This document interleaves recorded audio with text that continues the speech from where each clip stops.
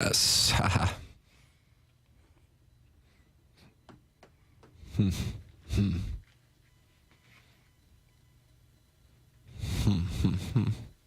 Yeah. A lot of build-up. You feel Good the thing. beat? Check out my subwoofer as I circle Francis Park. Feel that bass. You go to the Berg? Nah, St. Mary's. This is the remix.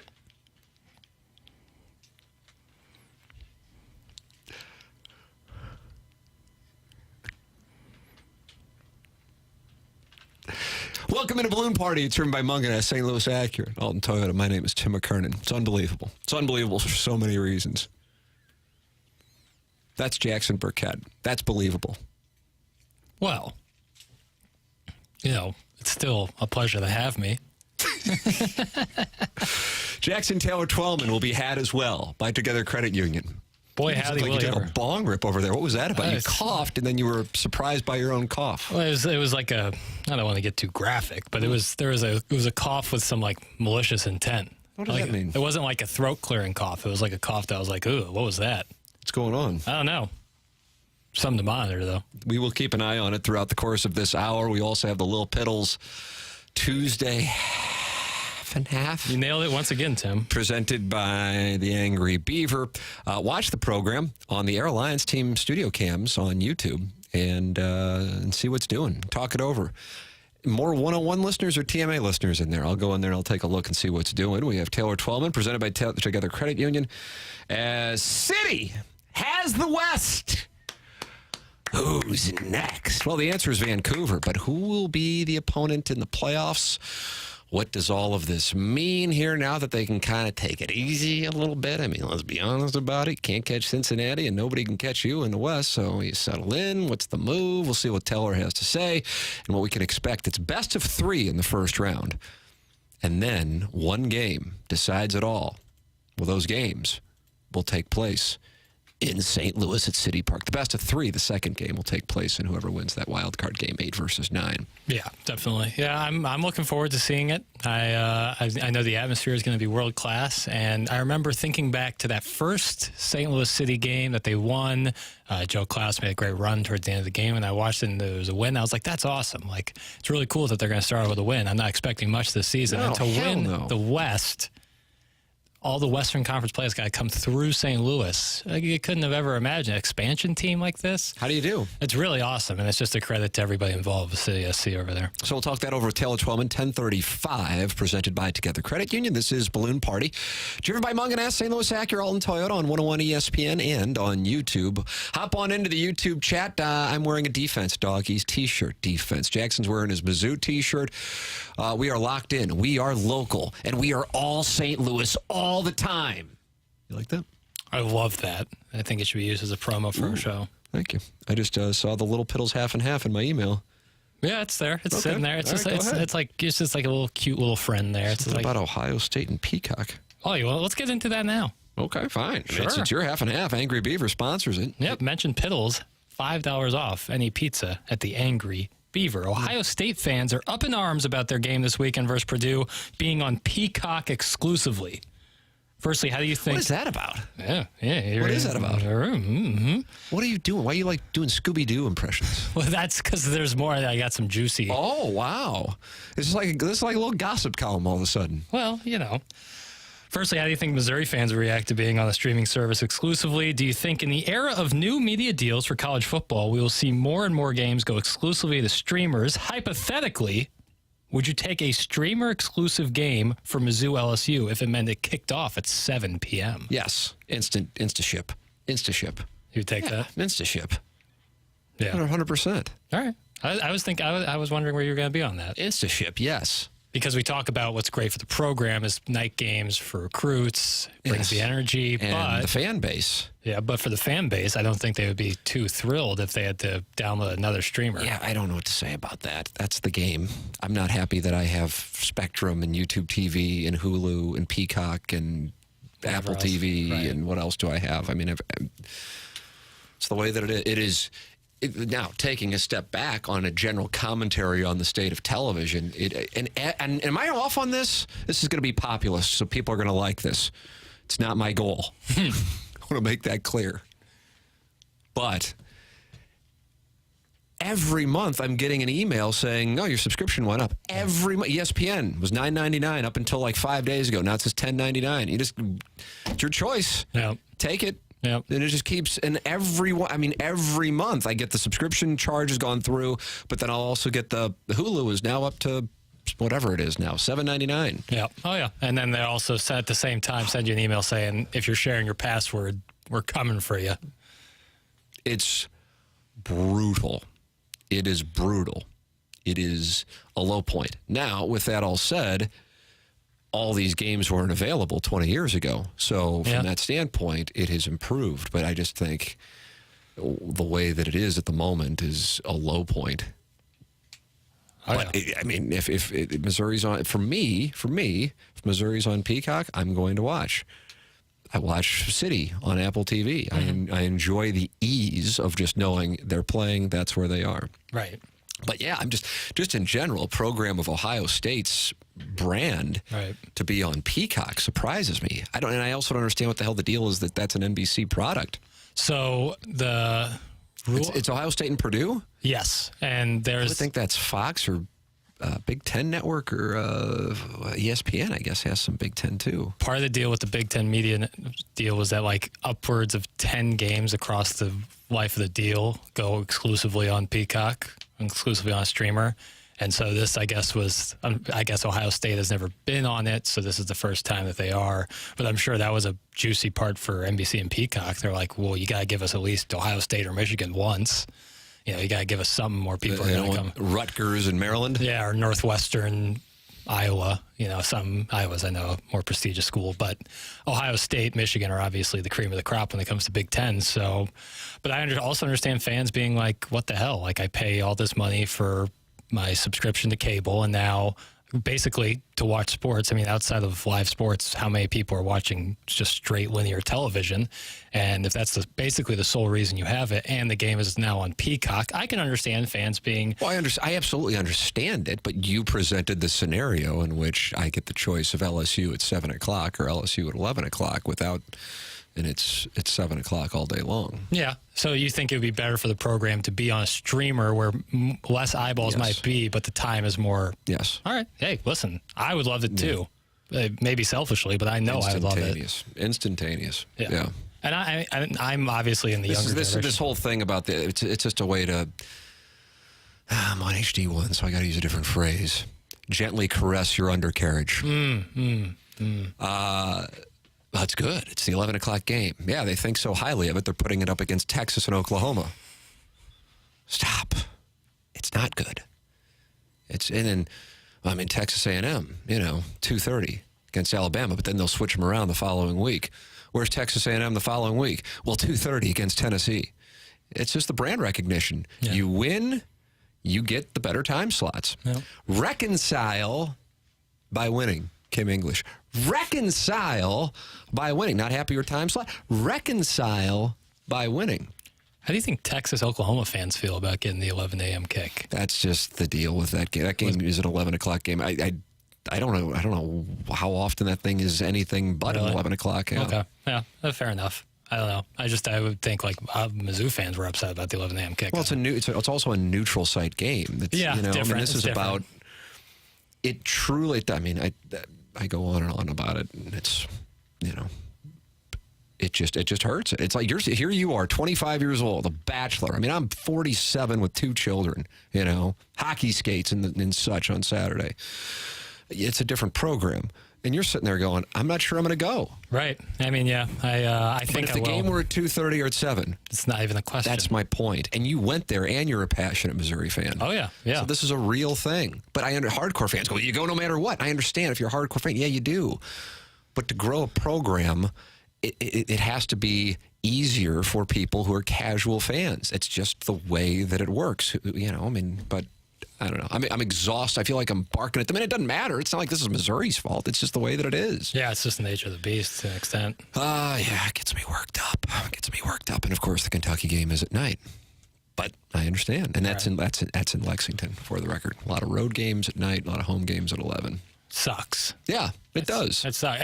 You're talking about me. Like, yeah, I'm 25, went to Mizzou, live in St. Louis. There's probably a bunch of people like me, whether it be in St. Louis or Kansas City or Chicago or whatever it is, who want to make the trip down. But logistically, it's difficult if you want to have the full college experience, which is tailgating. And if you're waking up at if all you care about is watching the game, period, you'd be better served to be at home. Agreed. But if you want the experience, you can't get that at home. No. So then you tailgate. Hence the 2:30, 3, 6, 7 kickoff. And that's why Missouri gets banged. Yep. Now this game is not nearly as glamorous as it once looked. I don't want to, if you don't like it, I don't care. LSU's 3-2 and falling out of the top 25, even though they might be a great team. I think if Missouri had their schedule, they probably would be 3-2 as well. But it doesn't have the same appeal that it once did from the LSU recognition. And Missouri's in a no-win from the national perception. Right. Follow me here. Oh, yeah, absolutely. Well, of course Missouri lost. Missouri lost to a down LSU team. Missouri beats LSU. Well, LSU must be really down this year. See what I'm saying? Yeah, that's how it goes. Well, the same thing when they beat LSU in 2020. Well, that was accurate. Sure, but it's still beating a brand. It's beating a brand, but my point is I'm not sure that LSU is a bad team. They lost in the final seconds at Oxford against a team that was top 15 up until losing to Alabama. Yeah. And they lost to Florida State, a team that might be in the college football playoff. It's not like LSU's fumble effing around against South Carolina and Vanderbilt. No, you know what I mean? Certainly, yeah. It's much different than it was in 2020. Right, 2020, got a guy whacked. Yeah, certainly. Had some off-campus activity. Yeah, but yeah, I'm all worked up now. Now I'm all worked. This is what happened last week when Taylor Twellman was on. And then I apologized. I was all worked up. Now I'm going to be all worked up again. I'll cool you off in the next segment. What, like a Cardinal off-season question? No, I can go down that route if you'd like. All right, we will break. It is Balloon Party driven by Mungenast, St. Louis Acura, and Alton Toyota on 101, ESPN, and on YouTube.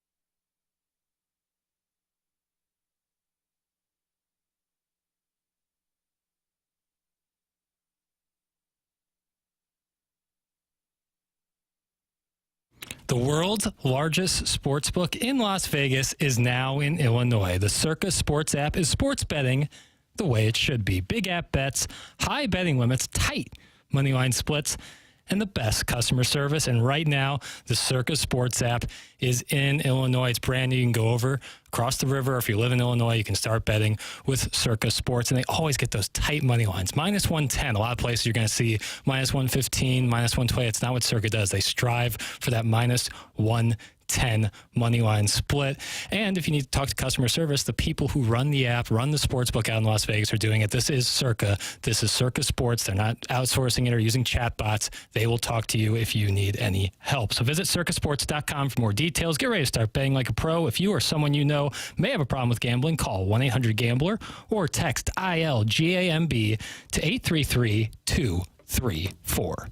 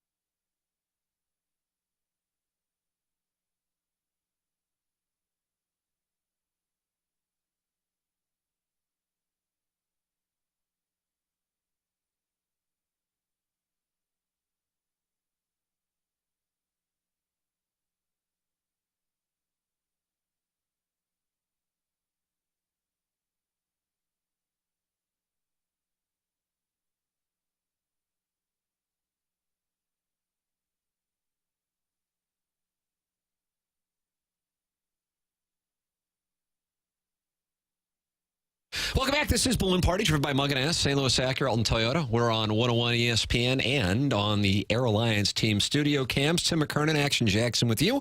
Taylor Twellman joining us coming up at 10:35, presented by Together Credit Union.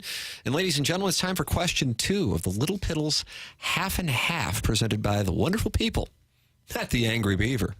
It is, Tim. And we're going to get right back in to the old half and half. How about right now? MLB has surpassed... Total delay tactic right there. Something wasn't up on your computer. Well, I have no... This is... I'm using my mobile device, and that's how I use it. This little peek behind the curtain, folks. Yeah, it was. They probably got a chance to see it if they're watching on the Air Alliance team camera. Right. Oh, man, where do I want to go? All right, we'll go with this one. MLB has surpassed their attendance record in 2023, having the most amount of people go through the gates since 1993. Why do you think that we've seen a spike in attendance across baseball while TV ratings for the back half of the season were down? Furthermore, it's even more impressive that this number is happening considering the 2 New York teams, Boston and St. Louis, were out of playoff contention. Baseball said a lot of it has to do with the playoff format, which I'm sure is the case because a bunch of teams were still in it. Didn't necessarily activate the people in Miami, but all over the place you had teams in it, minus here and a handful of other places. Personally, I'm going to ask you, this is rhetorical to the people. Sure. It includes you, sir. Oh, I love being the people. If someone were able to give you $100 right now on the spot, you can't look at your phone, can't look online, could you fill out, if I gave you a bracket of the MLB playoffs, the teams in the blank spaces? I could not. Okay. I could not either. Right. And I probably could have last year. Probably, but I'm not sure. Yeah. Because the Cardinals were in it. Yep. But my level of interest in it has declined. Now, just because it's like when I'll go, I really want the Missouri game to be at 7 o'clock. Well, actually, it turns out my son has a soccer game at 10, and it works out better for me. That's great. Good enough and care less. It's about the greater good. Yeah. So I recognize that my preference for the regular season having greater value by winning a division or a league, as was the case pre-divisions, is antiquated. It would reduce top-line revenue, and so it's not going to happen. But my issue is you play for 6 full months with a handful of off days, 162 times, and then you just go into a little tournament. And you better hope you have 2 good games, because if not, your season's over. And it's going to be cold. And you're playing, unless you're in a retractable roof or warm weather city, totally different conditions if you get to the World Series. Yeah. Personally, it has decreased my interest in the game. But I also recognize that you present this data, and hey, there was an increase in attendance. Now, that's attendance. Television ratings, as you mentioned, there was an indirect correlation. My thought would be that cities that normally didn't have teams in it had them in it, and that activated them. Right. Because you didn't have the Cardinals, the Yankees, the Red Sox. Who else that's normally in there isn't in there? I feel like there's an obvious one, but I can't think of it. I feel like there was another stalwart. I mean, the Mets are obviously they're not necessarily a powerhouse. They were good last year. But you had a bunch of cities that haven't had success be in it. I mean, the Reds didn't make it, but they were in it up until Saturday. Yeah, the Cubs were kind of messing around, but for the most part. But if you're talking about a year over year, if you're going from, a super low total to all the way at the end of the year, cities that had low totals and now a substantial increase because their teams were in it, that helps explain it. I think the shorter games certainly is a bigger factor. Yeah. Yeah. But then again, then you pointed out, well, then what about the television ratings going down? I don't know. So on the television ratings, it's important for me to note that is national broadcasts of games. It's not necessarily all the local broadcasts. It's national broadcasts. That's the way that the game's, it's a regional game now. Right, totally. So when you have these big brand names, Yankees, Mets, Red Sox, to a lesser extent the Cardinals, out of it, those national games may not feature big brand names, and that doesn't get the casual fan who might not have an allegiance to any team to tune in. So if the Yankees and Red Sox, which is usually a Sunday night staple that does a lot of big numbers for ESPN, isn't there, well, it's not crazy to think the numbers are going to go down. So, yeah, I don't know. The correlation is interesting. I don't know if it works hand in hand, but... Indirect correlation. Indirect correlation, certainly. And either way, I think it's safe to say that the rule changes are a big part of contributing to both the spike. I think the bigger thing is how many teams get in the playoffs. You know, I mean, and I get it. I don't blame them for doing it. I just, you know, I like 2022 was a great season for the Cardinals. But I think if you ask people now or 5 years from now, I don't think it will be considered that. Why? Because of 30 hours 30 on hours. Friday and Saturday against the Phillies. Yep. And I'm not even talking about Albert Pujols hitting 700 home runs. Certainly that contributed to it. That was a really good team. Oh, yeah. It's a really good team. But because of 30 hours in October, it's just, I'm talking about not combined 30 hours, it's probably 6 hours. And you play 162 games. For me, it doesn't do it for me. Yeah. But I also recognize, again, I keep presenting this, I know that I am in the minority. I prefer to have the regular season have some value. Yeah, it's interesting because we talk so often about baseball. Or additional value, I should say, because it clearly has value. Sure. But it's a tournament. It becomes a tournament. That's why I can't get as in college basketball as you are. I'm thrilled Dennis Gates has a great recruiting class coming. But, boy, I hope they have a good, 40 minutes when time rolls around in March. No doubt. And I think when we talk about baseball and, like, the younger crowd maybe falling out of love with it and it might not be doing as well, it's such a catch-22 because they would benefit, obviously, from less games, making each game more important in a smaller playoff field, but that takes away money in the short term. But in the long term, if they continue down this path, the money might not be there for as long as they think it will, and possibly going shorter on both sides. So it might be a situation where they're looking somewhat short-sighted. I'm not in the meetings. Me and Rob Manfred don't have weekly calls where I know all the numbers. I still think you do. But right. But, like, it does seem a tad short-sighted because, like, 162 games is ridiculous. To get fans emotionally invested in one of 162. Yeah, and you can win a division and you're done in 2 days. Right. I just, I mean, hey, whatever. That's the deal. But like I said, I mean, I'm presenting something that is important to me, but the data would suggest that most people enjoy it. So why in the world would they switch it? This is not like my populist television take. I'm in the minority on this, and I recognize it. Jackson, you don't happen to have a third question? I do. You do. I do. Okay. It's a little bit of a quick hitter. I'm going to try to cool you off. Okay. I'm going to try to cool you off. When discussing wagering, I feel like the most difficult thing to do is forget what happened the week prior. How much of a factor is the week prior on both sides of the coin, both undervaluing and overvaluing teams? And why is it so difficult for people to forget about that week prior? Well, it's because the thing that they saw most recently, and then if you consume sports media, right, especially in football, you have 5 or 6 days usually in which people react and hyperbolize what just took place. Right. And if you recognize that is BS and error, and by error I mean people who just are talking nonsense and they read something else and now they're using it in their own words and plagiarizing it, albeit perhaps not illegally, but just kind of taking opinions and then passing them off their own. Then you can look at it and go, okay, well, hold on a second here. So I look at LSU and I go, they're not a bad team. Right. If I were setting that line, I would have set it right where it got set. Because again, Missouri's played relative to LSU an easier schedule. But they're ranked higher. Well, they're ranked higher because they haven't lost. Right. LSU has to play Florida State and Ole Miss, and they had to play Arkansas and Baton Rouge and Mississippi State. But then what's the narrative around LSU? Boy, Brian Kelly in trouble. I'm like, but that doesn't mean the team is bad. Right.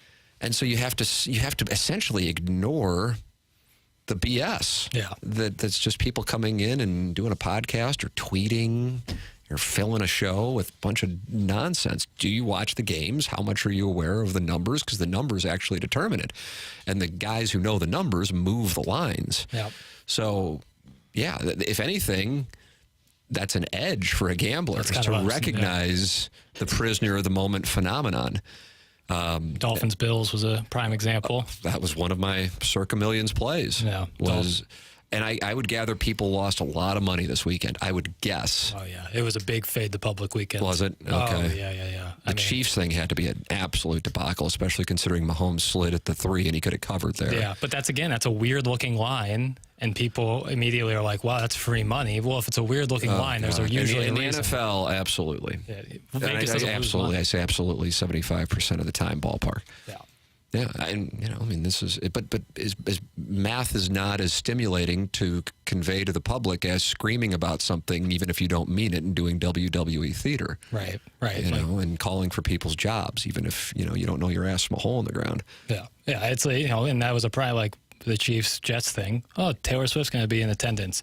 Full send on the Chiefs. Kelsey, anytime touchdown, all this stuff. It's like that, but that doesn't matter. All that stuff is window dressing that they want you to think, and they give you all these props about, here's all these Chiefs props. If they're telling you we're giving you all this money if you bet the Chiefs, you should probably bet the Jets. It's strange. I mean, Eagles, Commanders. Yeah, that was Commanders just got worked over at home by the Bills. What do? You go and take the Eagles. Yep. Defending NFC champions, and it goes to overtime. Yep. And what happens? The Commanders cover. It's a gross little business. It's very interesting if you follow it closely. Yeah, but if you know it, if you can work it, be profitable. You just got to get comfortable doing something that is totally counterintuitive from a wagering standpoint. All right, we'll break. Taylor Twellman joining us on the other side of the break. As City has wrapped up the Western Conference, looking forward to getting his perspective on what is to come now that we know they are the 1 seed in the West. Taylor Twellman next, presented to you by Together Credit Union. This is Balloon Party, driven by Mungenast, St. Louis Acura, and Alton Toyota on the Air Alliance cameras on YouTube and 101 ESPN.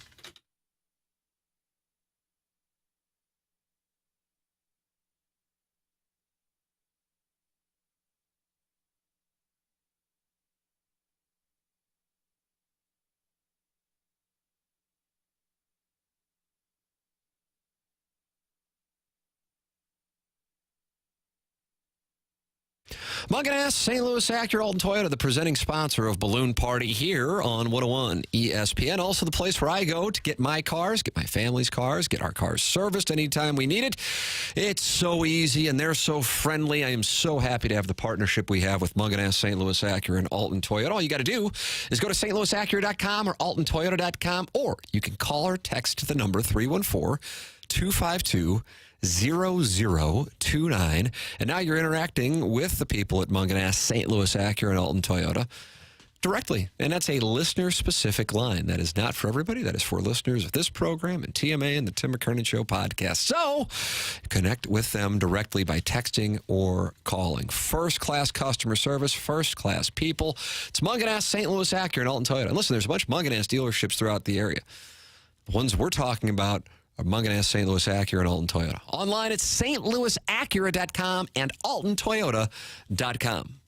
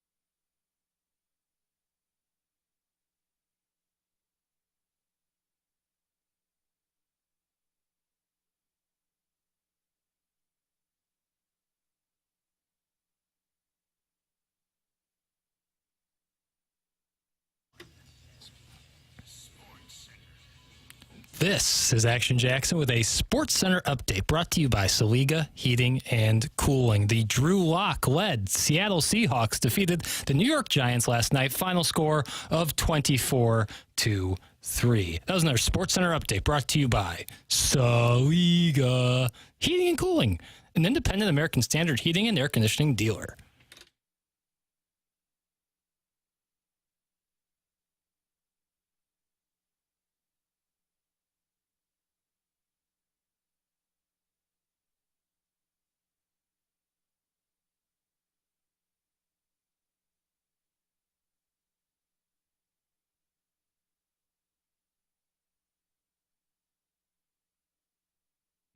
Welcome back. This is Balloon Party on 101 ESPN, driven by Mungenast, St. Louis Acura, and Alton Toyota. And we are up on YouTube, the Air Alliance team cameras capturing all the magic. It is our pleasure to welcome to the program, presented by Together Credit Union, ladies and gentlemen, the great Taylor Twellman. Morning, Taylor. Hey, buddy. How are you? Western Conference. How do you do? What do you think? I am stunned. Unbelievable. Crazy to think 30-some-odd games that St. Louis City was the best team in the West, but yet here we are, buddy. They did it. Unreal. And it was a hell of a weekend for which it to happen, with a scoreless game at the half and then just an absolute bum rush on Sporting Kansas City. And let me tell you something. There were some goals that were things of beauty in that second half. What did you think of what we saw on Saturday night at City Park? Well, City Park won me over with the Wizard of Oz tifo before the game, my man. So yeah, you played the music of Wizard of Oz. You're not in Kansas anymore. Tifo, listen, St. Louis is the city that raised me, but Boston's the city that made me. Anything out of spite, animosity, I'm in. I loved it. I loved everything about it. And then to top it off, to win the number one seed in the West against your rival in the manner they did, with the goals that Klaus scored and everything else, it's just been a real complete season with a few ups and downs, which is rightfully, done and kind of fits the narrative of Major League Soccer. But they put on a show the last 15 minutes of that game. And it leads to the Western Conference 1 seed LAFC losing.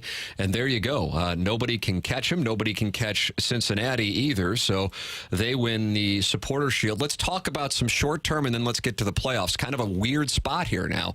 A lot of time in between now and the playoffs. And then also how they will handle these games. So let's start with the game in Vancouver. Is, in your opinion, it'll be a rotation game with the international break and being off this weekend as well? How does Carnell handle the 21st? If it's a rotation squad in Vancouver, and then 2.5 weeks until the next game, then another week until game one of round one, how does the team manage to keep its sharpness, carrying it over from the win against Sporting Kansas City?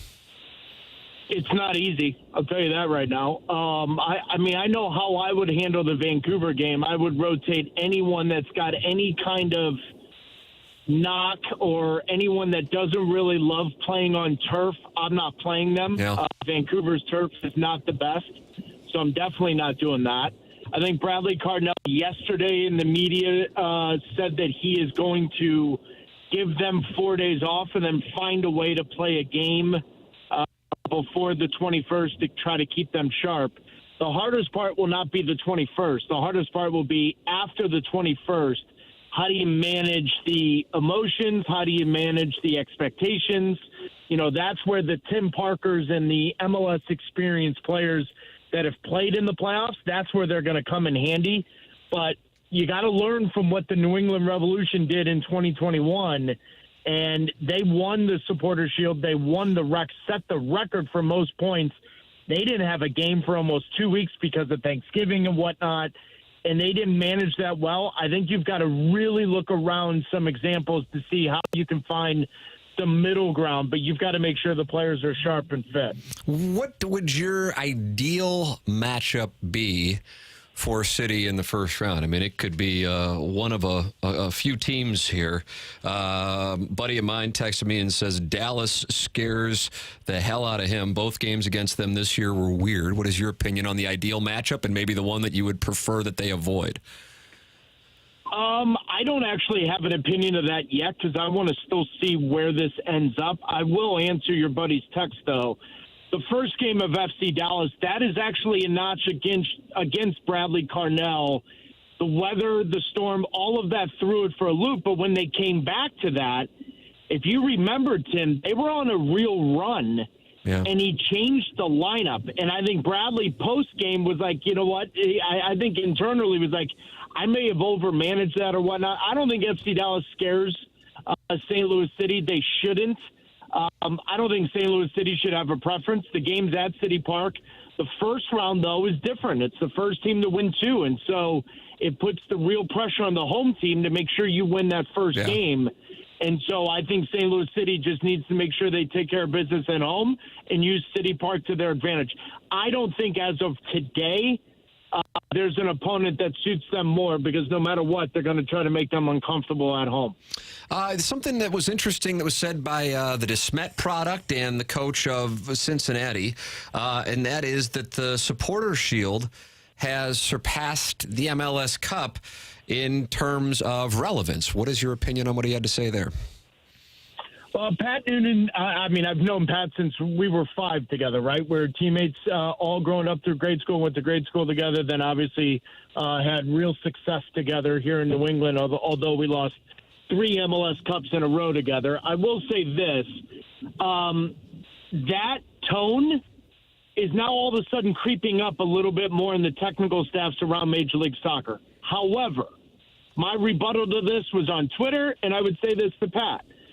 The star above the crest is still for MLS Cup.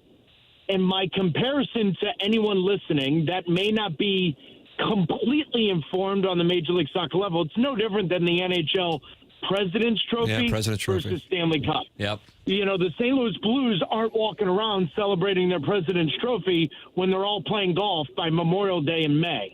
That's just how it is, right? So I do think that once Major League Soccer gets to 30 teams, once Major League Soccer maybe has a more balanced schedule of some sort, then Pat Noonan's point is relevant. But I think he misused the word relevant versus significant. I do think the Supporter Shield is more significant 5 years ago versus 10 years ago. But the star above the crest is for MLS Cup. And so my rebuttal to that statement is the owners, the fans, and the history books. They're going to remember MLS Cup more so than the Supporter Shield at this time. Taylor Twellman with us every Tuesday here on Balloon Party, 101 ESPN, and on our YouTube channel, 101 ESPN. Taylor's presented to you by Together Credit Union. And what a season it has been, and the playoffs are just about to get going here. I talked about this with you when it was more kind of like looking ahead, like, all right, speculative with, well, what's it going to be like? Now you know 1 seed. Historically, how much has home field advantage meant in the MLS playoffs? I mean, you've talked about how the fans in City Park have become one of the biggest stars of the 2023 season. Historically, is home field advantage as impactful as it certainly feels when you're watching, or does the data show that in the whole scheme of things, it doesn't matter as much? Certainly, of course, one thing the higher seeded team has the home field, so then one would logically assume that they may be the better team. But I'm curious how it actually plays out. I mean, historically, data is a little convoluted, Tim. They've changed the playoffs so many times with expansion and whatnot. So you can't really go by the data. You've kind of got to go by what you've seen over the last 5-6 years, especially when Major League Soccer playoffs went to the one-off games. The one-off games, absolutely 100%. Home field advantage matters. And especially if you're LAFC at BMO Stadium, if you're Atlanta in front of 70,000, if you're St. Louis City in City Park with 22,000 standing up for the entire 90 minutes, good luck trying to beat them in that environment. Yeah. Now, this year, the only caveat is There's no extra time when they tie. It goes straight to penalties. So it does put the onus on the home team to take care of business because teams can surprise the better team from the regular season at home if they can survive one game, get it to the penalty shootout, and then anything can happen. Then home field advantage, sure, it's an impact, but not nearly as it is in the 90-plus minutes. But make no mistake about it, in the one-off playoff game, absolutely home field advantage matters. There it is. Taylor Twellman talking it over here as St. Louis City SC clinches the Western Conference in its expansion year. What an incredible story. They will be the focal point for many in the St. Louis sports world here, hopefully for what could be a 2+ month run to December 9th and the MLS Cup. Taylor Twellman every Tuesday on 101 ESPN, presented to you by Together Credit Union. Taylor, always enjoy it, man. Thanks so much for the time. Looking forward to next week as well. No problem, brother. Be good. Thanks, you too. That's Taylor Twellman with us here on 101 ESPN. Brought to you by Together Credit Union. Your thoughts on what he had to say? 314-399-9646. Air Comfort Service text line. Miss anything? Go back and podcast via the Dobbs Tire and Auto Centers podcast. It is 10:46 in St. Louis, and that is a Clarkson Jewelers time check. We'll take a break, come back, read your text on the Taylor Twellman conversation, and wrap up the Little Piddles Angry Beaver half and half for Tuesday, October 3rd in St. Louis on 101 ESPN and on YouTube.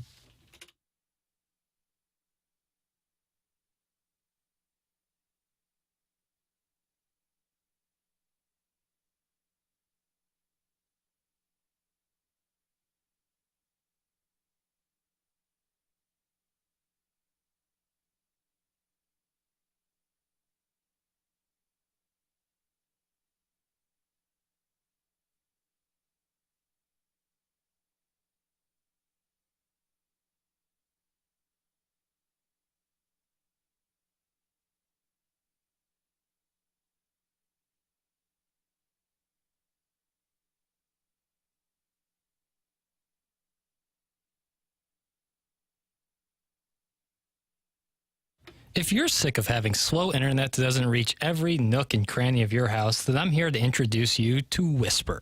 Whisper is the rural internet provider for you. They have no hidden fees, no contracts, and high speeds, all for a low cost.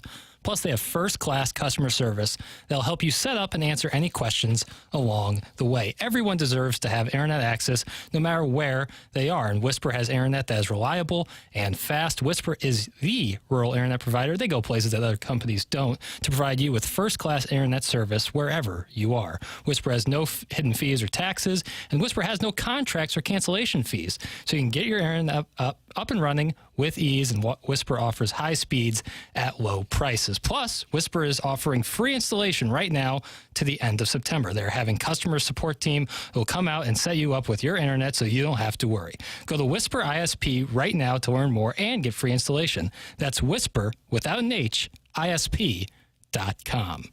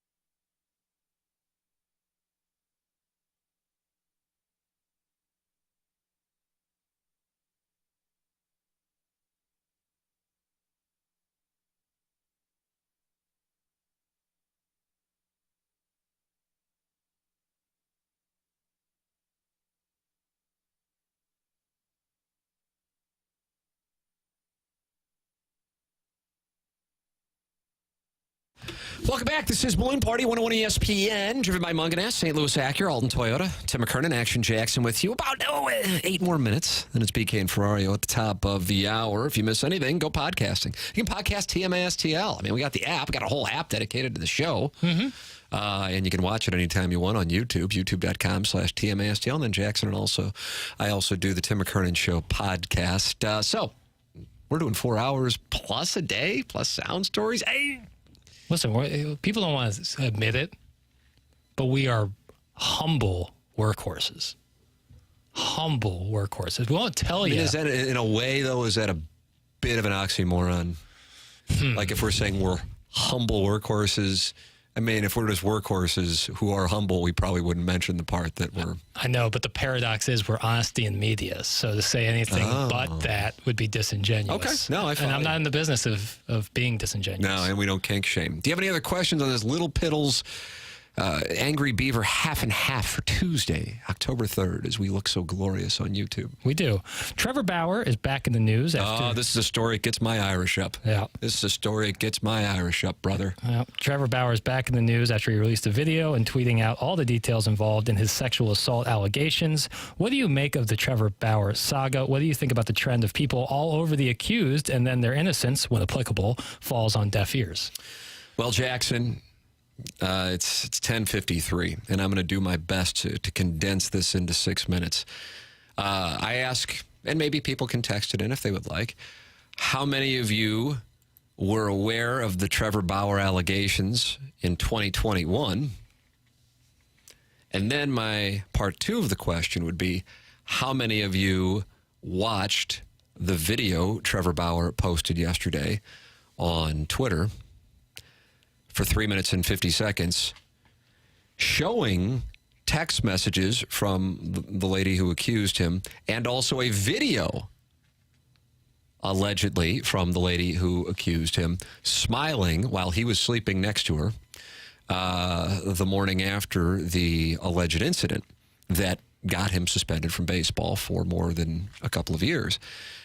And it reminds me a bit of the Duke lacrosse case, 2006, something that, honestly, I was doing radio at the time, doing TMA still, and I remember saying, and I don't know if I would have said it now. I don't know. I just remember saying it then. I said, something doesn't feel right about this one. Mm-hmm. I feel the same way about the Mel Tucker thing, by the way. Mm-hmm. Might be unpopular, label me whatever.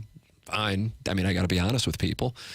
The Bauer one, I didn't know. All I knew is he was adamant. And one of the things he said, that his accuser has no way to possibly pay him as much as he spent on defending himself. But he didn't care. It wasn't about money. It was about defending himself. And in the discovery process, they got the text messages. And in those text messages, his accuser said, the guy I'm meeting has a net worth of $51 million. Her friend responds, you better get that bag, which means get that money. And she says, I already am planning on it. I'm going into full whore mode, as in the W version, not our Halloween version. And my goal is to get him to choke me out. So it was a plan. And then she makes the accusations, and he fights it.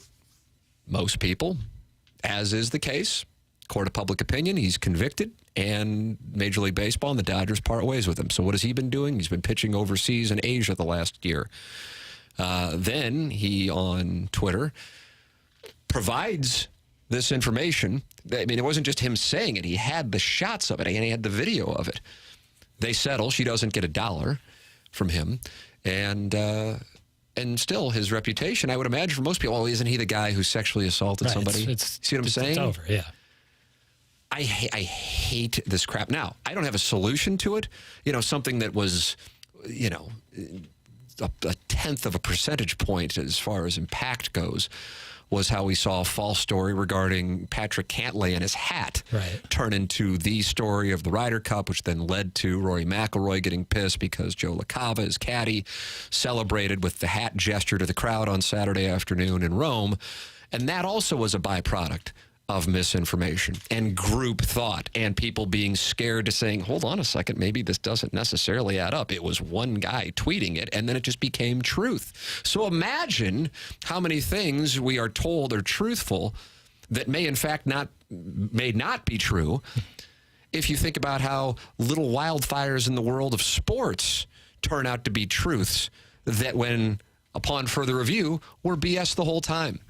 Things that actually matter to people's lives and how they go about existing and supporting their families. So I hate that the accusation receives 10 times the amount of attention as the exoneration. I hate that. And Trevor Bauer is just another long member of the list of people who have been accused and then taken out, and then says, hold on a second. Look, I was innocent. Here's actually what went on, and it's crickets.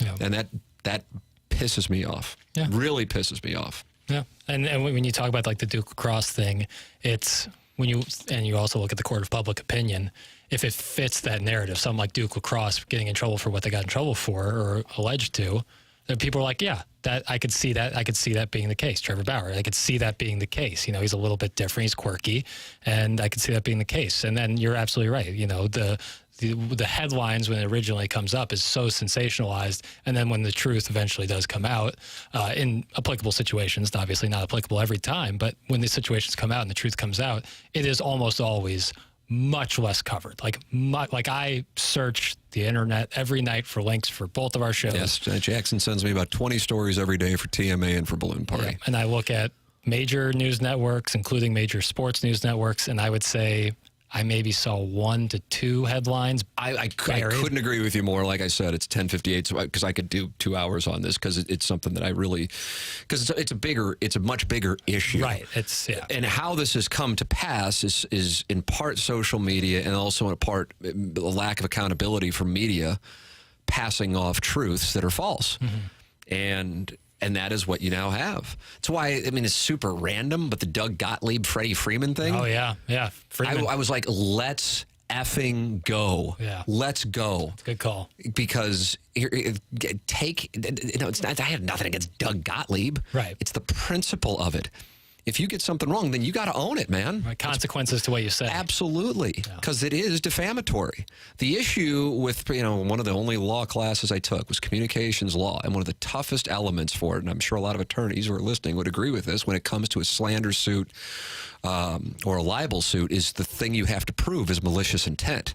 Boy, that's tough to prove. Yeah. That's tough to prove. Right. I would say malicious intent is going to get that bag, as she said, and then making that up. But they settled and moved on. But he at least got to say his side of the story. And for him, that's all he cared about. But how much damage goes to his reputation? And then if you want to get into it, he's already $51 million. I don't feel like I'm going to feel sorry for his net worth. But how much money did he lose from Major League Baseball and the Dodgers for what took place? That's just infuriates me. And I just see this crap going on all the time. There's no accountability. People with their dog avatars on Twitter and taking people out. Yeah, it gets me going. Anyway, I got to go. BK and Ferrario are coming up for Action Jackson. I'm Tim McKernan. This has been Balloon Party, driven by Mungenast, St. Louis Acura, and Alton Toyota on 101 ESPN and on YouTube.